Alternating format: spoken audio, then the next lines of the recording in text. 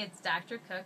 I wanted to talk to you a little bit about one item I saw in the discussion that there seemed to be some confusion about, and that was the difference between the texture polyphony and the texture homophony. So polyphonic or polyphony, if you want to think about it that way, music has two melodies. And so some of you said, well, in this piece, and at the time we were listening to the Tchaikovsky number from the Nutcracker, it has two melodies, so it has to be polyphonic. And some of you said, well, yeah, but it has one melody and then it has supporting harmony, so that must have to make it homophonic. And the answer is, it did have two melodies, but, and this is a very important but, you don't hear them at the same time. And that's what makes the difference between a piece that's polyphonic and a piece that's homophonic. In a homophonic piece, you can have all sorts of several, successive melodies, basically, but you have them all at one at a time. So you have this melody, then it moves into this melody, then it moves into this melody, but you never have them playing on top of each other.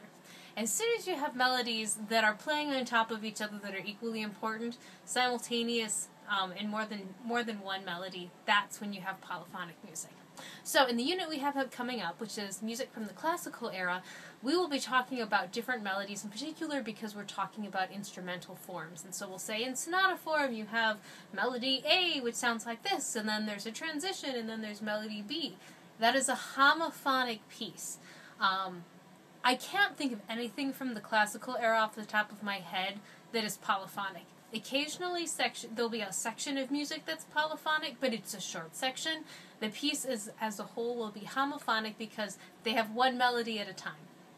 So, to demonstrate the difference between this, and also to show you that you can have different textures within the song, in which case if you're describing them you can say, oh, it starts out polyphonic, but then in this section when you hear whatever you hear, the horns are playing or the voices are singing this, then it's homophonic. And so the example I have to play for you is the Ave Maria, the Josquin du Pré piece that you heard during the Renaissance. So let me play the beginning, which is polyphonic, and you'll hear the voices all singing Ave Maria over each other.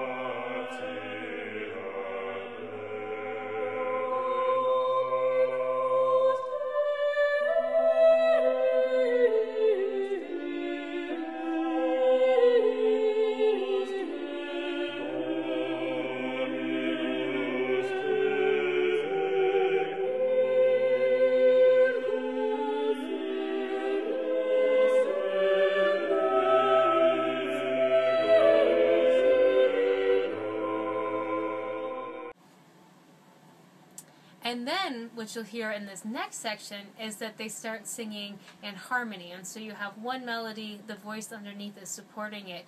And so that's the homophonic section.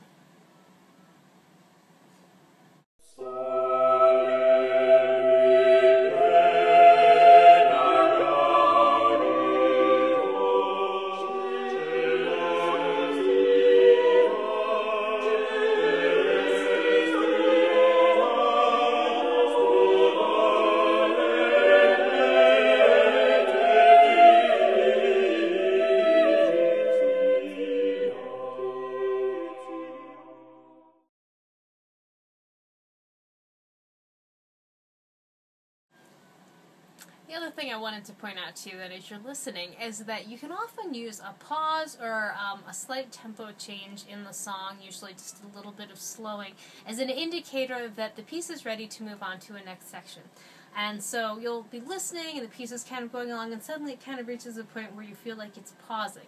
And if you're thinking about this visually, perhaps imagining a plot or something, often it's like, maybe people are dancing or the characters are moving somewhere and everything stops. And then you get a new scene. Even if you were thinking about it as a movie director might, you think, okay, this is the end of that scene now, complete, change the scenery, move on to a different scene. And it often has that feel. So listen for pauses, listen for the tempo to be like going along and then suddenly slow down, just, temporarily, and then move into the next section. And that's how composers are indicating, hey, here comes something new. And we're familiar with this in a lot of pop music, right? Because you'll hear, the rock band, especially if they're performing, they'll go ahead and, they'll be doing it. Maybe that's about the end of the song, but suddenly they kind of kick it around again. And okay, great, we're going around again.